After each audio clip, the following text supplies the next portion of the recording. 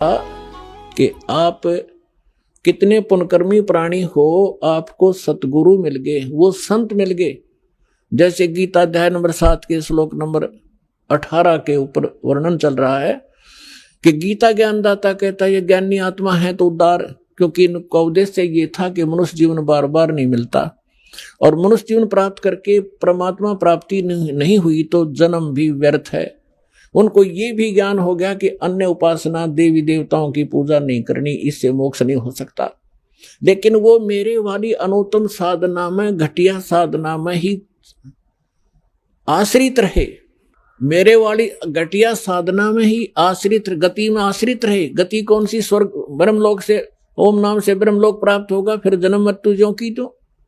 गीता अध्याय नंबर 7 के श्लोक नंबर 19 में स्पष्ट कर दिया गीता ज्ञानदाता ने कि बहुनाम जन्मानाम अन्ते ज्ञानवान माम प्रपद्ये वासुदेवम सर्वमिति सैमात्मा सुदुर्लभ है। क्या बताना चाहते हैं गीता ज्ञानदाता के बहुत बहुत जन्मों के अंत के जन्म में कोई ज्ञानी व्यक्ति, ज्ञानी आत्मा, बुद्धिमान व्यक्ति ब्रह्म तक की साधना करता है। नहीं तो इन नीचे की साधनाओं में ही कोई भूत प्रेतों की, पितरों की श्राद्धों में उलझ पुलझ, या श्री विष्णु, श्री शिव जी, ब्रह्मा जी, देवी देवताओं की पूजा करता है। बहुनाम जन्मानाम अन्ते ज्ञानवान माम प्रपद्ये, बहुत बहुत जन्मों के अंत के किसी जन्म में ज्ञानी आत्मा मेरी भक्ति करता है। और वासुदेव सर्वमिति सैमात्मा सुदुर्लभ है। ये बताने वाला कि वासुदेव ही सर्व सर्व सब कुछ है। सर्वम, सर्वम मीन के वही सर्व पाप नाशक है, वही सर्व सृष्टि रचनहार है, और वही सर्व कष्ट निवारक है, और वही सुखदाता है, वही पूर्ण मोक्ष दाता है। वो वासुदेव है। अब जैसे हम श्री कृष्ण जी को वासुदेव कहा करते, वासुदेव तो उसके पिता का नाम था, और वासुदेव नाम रखा था वेदों से, क्योंकि हमारे जो ब्राह्मण गुरुदेव थे, हमारे हिंदू धर्म के बच्चों का नाम वेदों से ही शुभ छांट कर रखा करते थे। तो वासुदेव उसका पिता था, श्री कृष्ण नहीं थे। वासुदेव का अर्थ होता है जिस परमात्मा की सब जगह उपस्थिति हो, सबके ऊपर जिसका कंट्रोल हो, जो सर्व व्यापक हो। व्यापक मीन जैसे भारत का प्रधानमंत्री जी अपने हिंदुस्तान के सभी राज्यों पर भी उसकी सत्ता है, वो वासुदेव है भारत के अंदर। अब जैसे जैसे डिस्ट्रिक्ट के अंदर एक डिप्टी कमिश्नर है, ये वासुदेव नहीं है, केवल एक जिले के अंदर कुछ आंशिक शक्तियां इसके पास हैं। एक मंत्री है वो वासुदेव, यानी पूरे हरियाणा पर, पूरे भारत का के ऊपर व्यापक नहीं है, वो केवल अपने विभाग, एक स्टेट के अंदर अपने विभाग का मालिक है, वो भारत का मालिक नहीं है। वासुदेव नहीं, उसका सब जगह अस्तित्व नहीं है उसका। ऐसे ही मुख्यमंत्री अपने एक राज्य में वासुदेव, वो प्रधान है, मुखिया है, लेकिन वो भारत पर, सब भारत पर व्यापक नहीं है। तो प्रधानमंत्री जो है वो वासुदेव है, और वो सर्व सुखदायी है। यानी जितनी जो शक्तियां एक मंत्री, मुख्यमंत्री स्टेट के, या वैसे अन्य मंत्री जो सेंटर के, और जितने भी जो कर्मचारी अधिकारी हैं, उन सब से अधिक वो पावर है उसके पास, और उसी से प्राप्त पावर उसने आगे बांट रखी है, और उसके अंदर सारी पावर है। वो भी काम कर सकता है जो एक पटवारी करता है, डीसी कर सकता है, उसके संकेत से 2 मिनट में सब कुछ हो सकता है।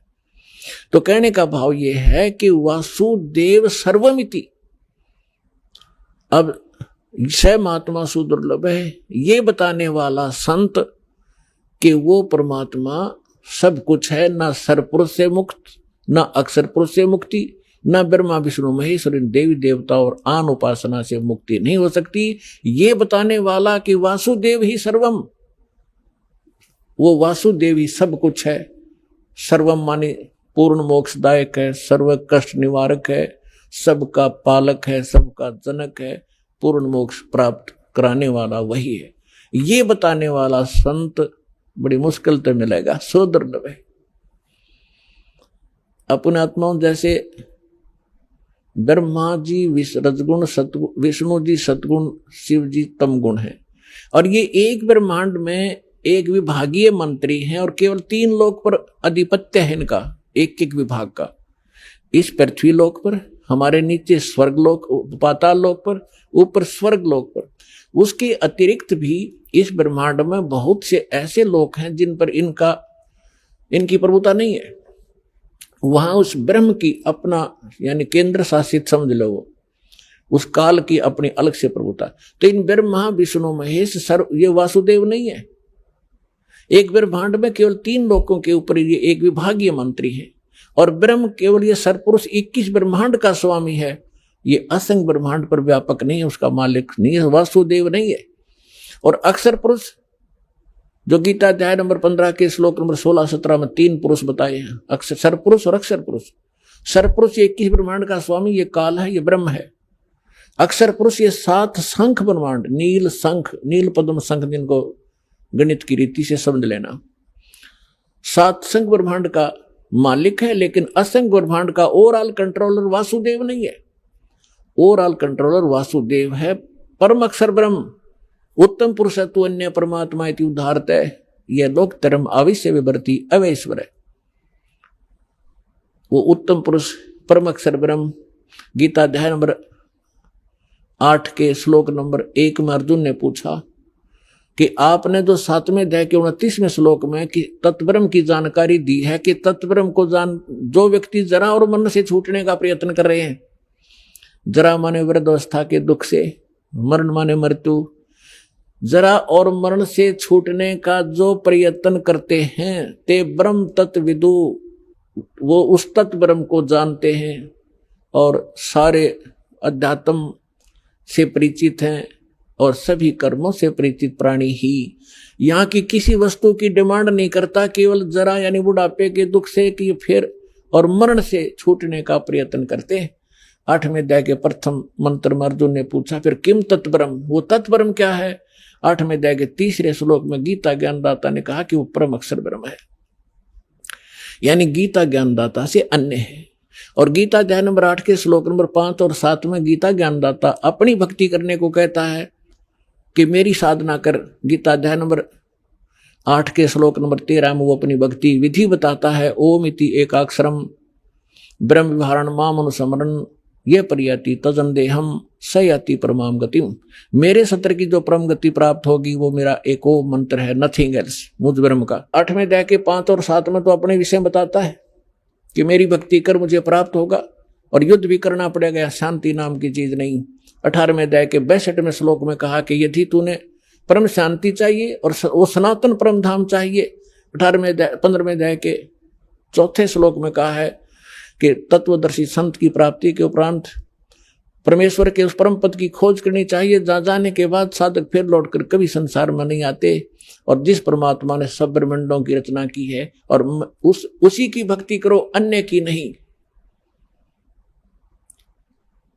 उसकी प्राप्ति करनी है तो उस परमेश्वर की शरण में जाओ। गीता अध्याय नंबर 8 के श्लोक नंबर 7 में स्पष्ट कर दिया उसने कि मेरी भक्ति कर, मुझे प्राप्त होगा, लेकिन युद्ध करना पड़ेगा। युद्ध भी कर और मेरा सिमरण भी कर।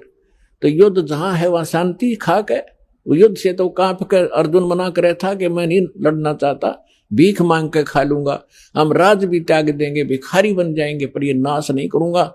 इस काल ने जबरदस्ती डरा धमका के उल्टी सुल्टी बकवास गढ़ के और युद्ध करवा के छोड़ा। अब 8वें अध्याय के 8, 9, 10 गीता ज्ञानदाता कहता है यदि तूने उस परम शांति की प्राप्त करनी है, उस परमात्मा के पास जाना है, तो उसकी 17वें अध्याय के 23वें श्लोक में बताया कि उसकी प्राप्ति का ओम तत्सत इति निर्देश है ब्रह्मण त्रिविद समर्थ है। उसके विषय में उसने स्वयं बता दिया कि मैं नहीं जानता, किसी तत्वदर्शी संत से पूछो। तो उसकी साधना करनी है तो वो मंत्र है। 8वें अध्याय के 8, 9, 10 में तीनों मंत्रों में उस परम अक्षर ब्रह्म के लिए बताया कि उसकी भक्ति करेगा तो उस परम अक्षर ब्रह्म को प्राप्त होगा, उस पूर्ण परमात्मा को प्राप्त होगा, जहां जाने के बाद साधक फिर लौटकर कभी संसार में नहीं आते। तो यहां गीता अध्याय नंबर 7 के श्लोक नंबर 18 में 19 में यह स्पष्ट कर रहा है कि बहुनाम जन्मानाम अंते ज्ञानवान माम प्रपते 7वें अध्याय के 12 से 15 तक तो स्पष्ट कर ही दिया। तीनों गुणों रजगुण ब्रह्मा सतगुण विष्णु तमगुण शिव जी की साधना करने वाले राक्षस स्वभाव को धारण किए मनुष्यों में नीच दूषित कर्म करने वाले मूर्ख हैं। फिर अपने विषय में कहता है मेरे 4 प्रकार की साधक मेरी साधना करते हैं, अर्थार्थी आर्त जिज्ञासु और ज्ञानी। अर्थार्थी आर्त और जिज्ञासु को रिजेक्ट करता है कि भक्त नहीं है। ज्ञानी मेरी आत्मा है, ज्ञानी मुझे अच्छे लगते हैं और उनको मैं अच्छा लगता हूं क्योंकि वो मेरे लिए ही तड़फ रहे हैं। लेकिन उनको तत्वदर्शी संत ना मिलने से वो मेरे वाली अनुत्तम घटिया अश्रेष्ठ गति में श्रेष्ठ आश्रित रहे। तो पुण्यात्मा दास आपको ये बताना चाहता था कि आप कितने पुण्यकर्मी प्राणी हो कि आपको वो संत मिल गया जो वासुदेव का ज्ञान रखता है, और आप कितने पुण्यकर्मी प्राणी हो ये आपको ज्ञान नहीं, इस दास को पता है। गीता के यथार्थ विश्लेषण की जानकारी के लिए पढ़ें पुस्तक गीता तेरा ज्ञानामृत।